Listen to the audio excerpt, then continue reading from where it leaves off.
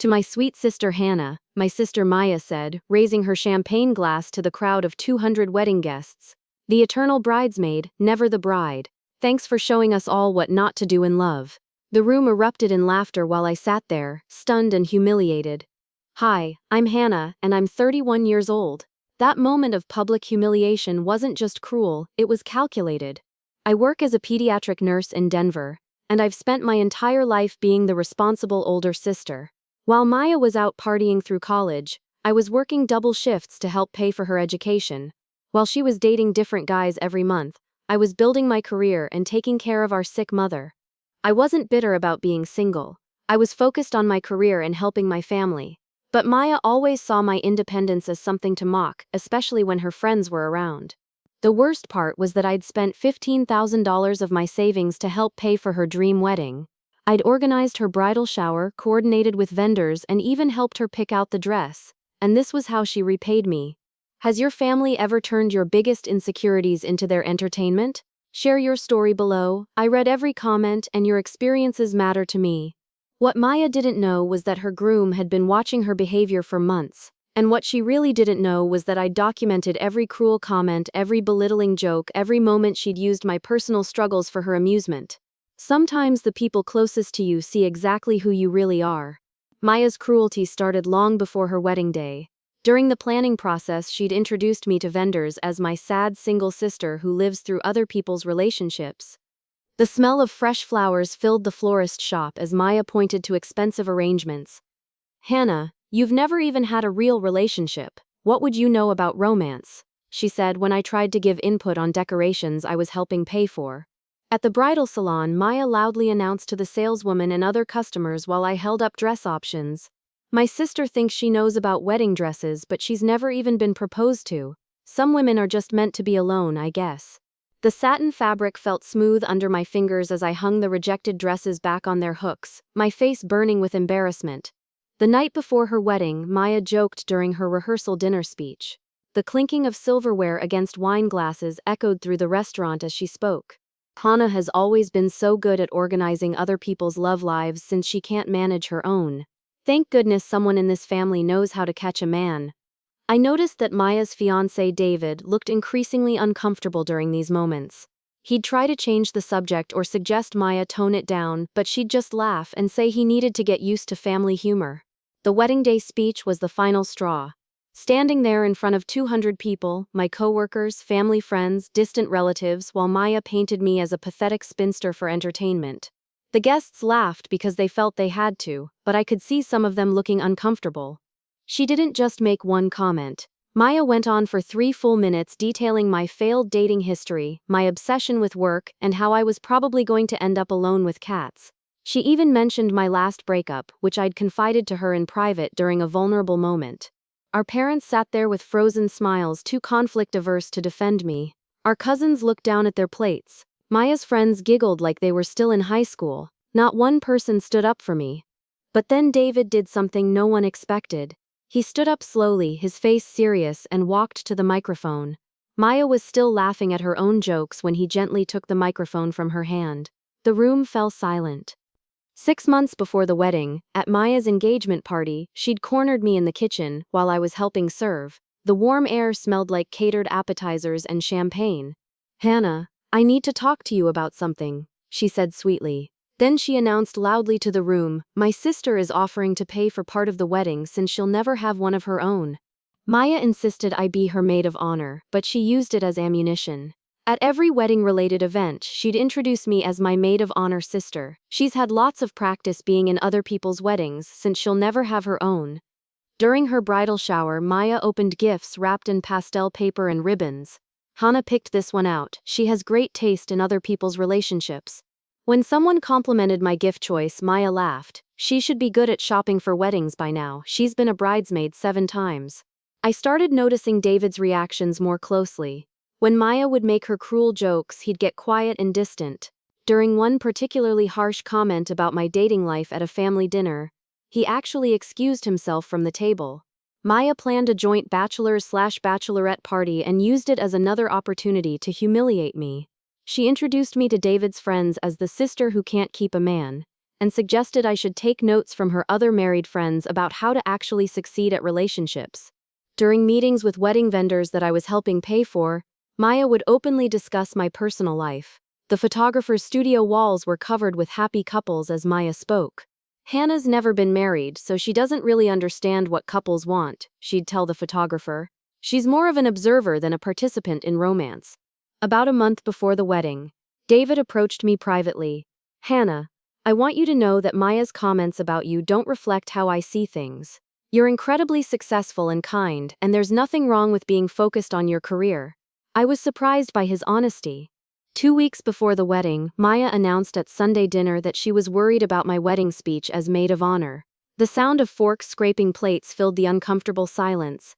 I just don't want Hannah to make it weird by talking about being single, she said.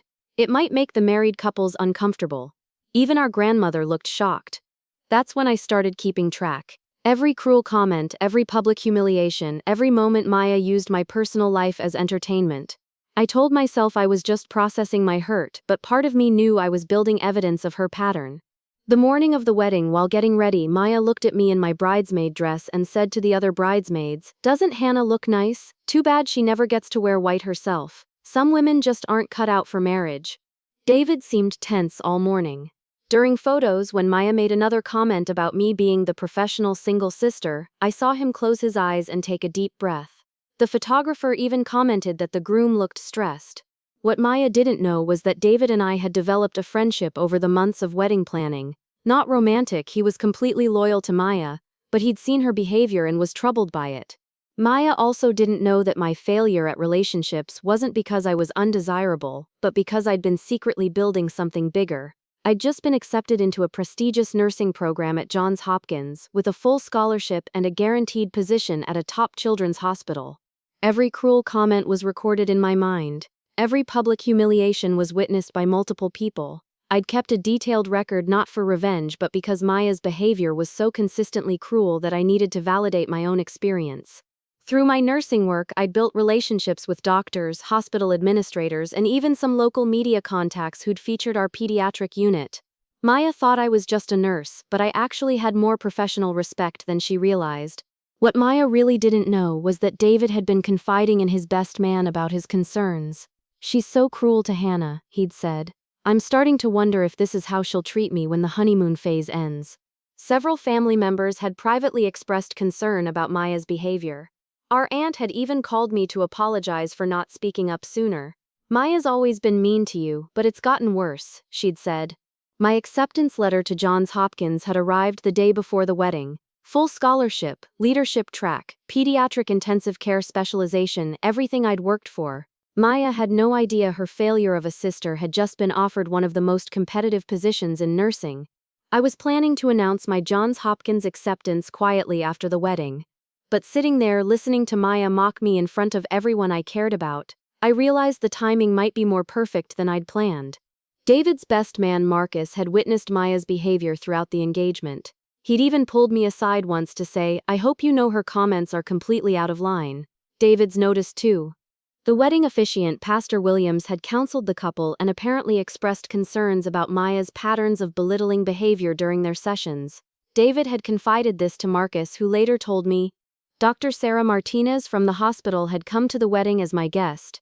She'd witnessed Maya's engagement party behavior and was horrified. Hannah, what she's doing is emotional abuse," she'd said. "I hope you know that her behavior says nothing about your worth." Maya was riding high on her wedding day, completely confident that she'd successfully positioned herself as the successful sister while reducing me to a laughingstock. She'd even told her bridesmaids that morning, "I think I've finally taught Hannah her place in this family." I'd brought the Johns Hopkins acceptance letter in my purse, planning to share it with close family after the reception. Dr. Martinez knew about it and had suggested I should let people know just how successful you really are. 20 minutes before walking down the aisle, David pulled Marcus aside. I only found out later that he'd said, "I can't keep watching Maya destroy her sister like this. Hannah is the most compassionate person I know, and Maya treats her like garbage." When David stood up during Maya's speech, Marcus later told me he wasn't planning anything dramatic. He'd simply reached his limit. Maya had been going on for 3 minutes, Marcus said, and David just couldn't sit there anymore. I'd started noticing uncomfortable shifts in the audience. Dr. Martinez had her arms crossed, clearly disapproving. Several of our relatives were looking down at their plates. Even some of Maya's college friends looked uncomfortable with how long the mocking went on.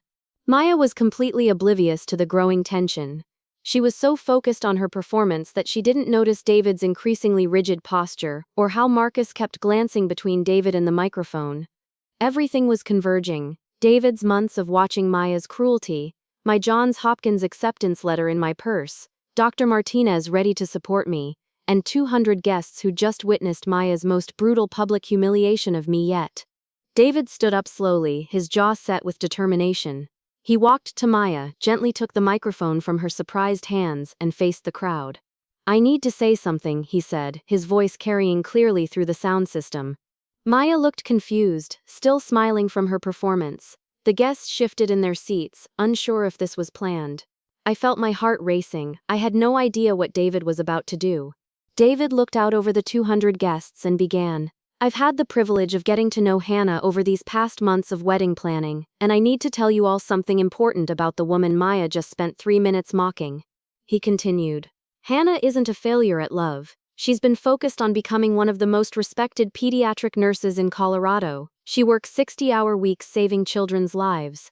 She's made more difference in the world this year than most of us will make in a lifetime."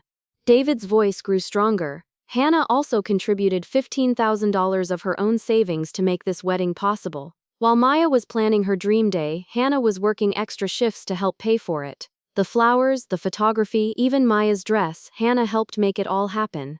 Then David said something that stunned everyone. "I've watched Maya mock Hannah for months, and I've stayed quiet too long.